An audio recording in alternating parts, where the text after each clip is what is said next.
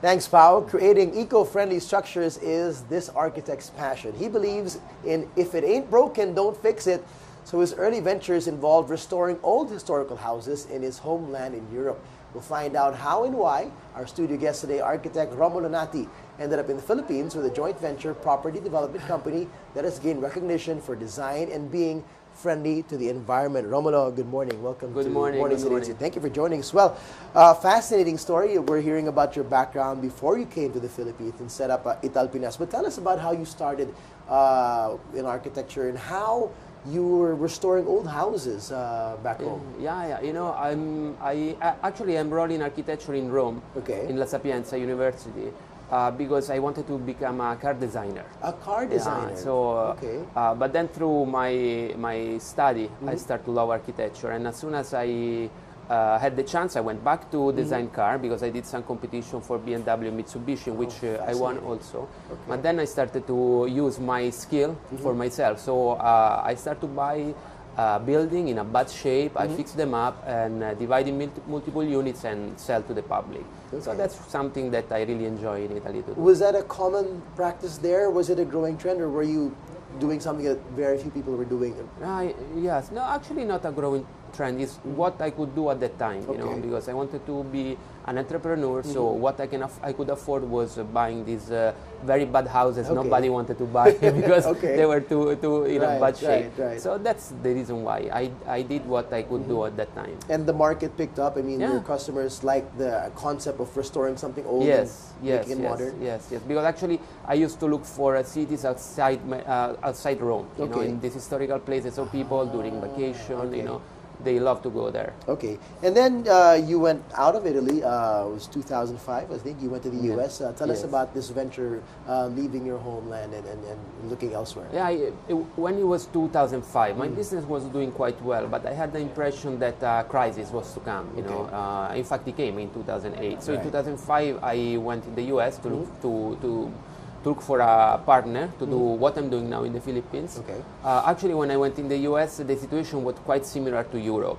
But there it was serendipity. I met some Filipinos and we became very good friends because Filipino-Italian almost the same in character, in habits, in many ways. And they invited me to come in the Philippines. This was 2007. I came, I like Philippines, I like Filipinos, and I had a feeling that this country was about to grow. So I looked for a partner, and I was very lucky to find my partner is Jojo Leviste.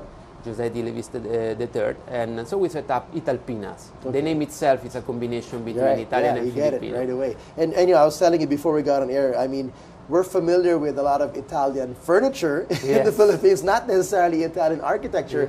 But I mean, is there something distinct about your flavor of architecture, particularly being trained in Italy?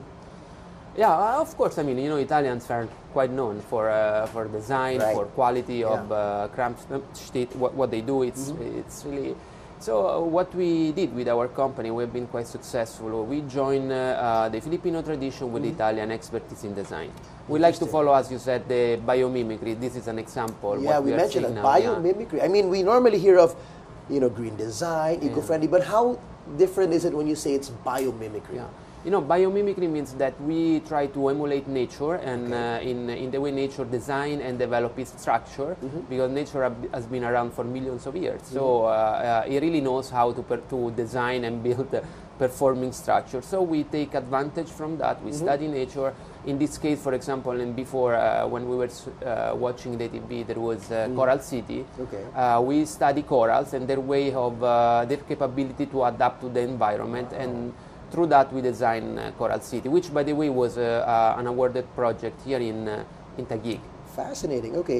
What's your take on the current trends in construction and design in the Philippines now? It's booming. We've got a lot of buildings going up, whether the offices or condominiums. I don't know if they're focused on biomimicry because we hardly see any greens around to begin with, but what's your take on how the trend is coming along in the Philippines as you've been here the last 7 years? Yeah. I see a lot of construction in Metro Manila, Metro Cebu. Not too many things are happening in what we call emerging cities in the Philippines. So in our case, we are interested in the emerging cities. That's why our first two buildings are in Cagayan de Oro. In CDO, Cagayan de Oro, okay. We think Philippines needs to develop alternative cities, existing cities like Cagayan, Dumaguete, Iloilo, and so on. So I think the next boom is going to be in emerging cities. Okay. Yeah. I mean, that's interesting because you see the big companies, they keep saying that they're focusing on developing the southern part of Luzon or south of Metro Manila or just north of Metro Manila, and yet you guys, you have this gut feel that those secondary cities are the next big boom as well?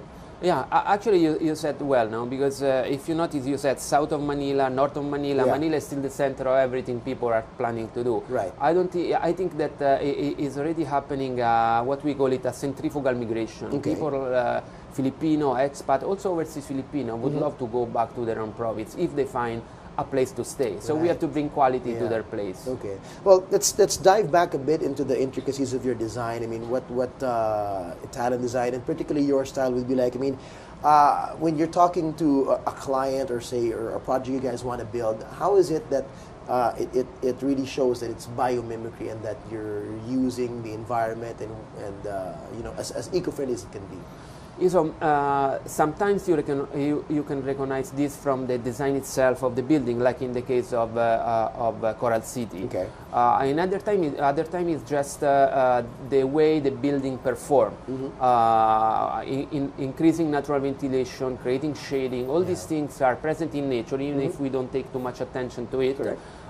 So people more than see that, experience that. So that's what it's, I would say, very interesting, no? Because in fact we tell our people, come to Primavera in Cagayan de Oro, you walk around and you will feel the breeze, you will feel what we call the effect of passive green design, which is at the end something that help us to follow nature in their principles. So when you were designing this, did you study the way the wind blows as well? Aside from, I mean, I'm not of course nowhere near being into construction business, but I presume typically you just study the soil and the structure of the land, but few people probably look at where the sun rises, where the wind blows, but did you take that into account? Exactly, because every place is different. Okay, Again, as I said sometimes, I say if you bring a palm from Metro Manila or from the Philippines and you bring it to London, it will die, because it's not its environment. So we conceptualize a building in the same way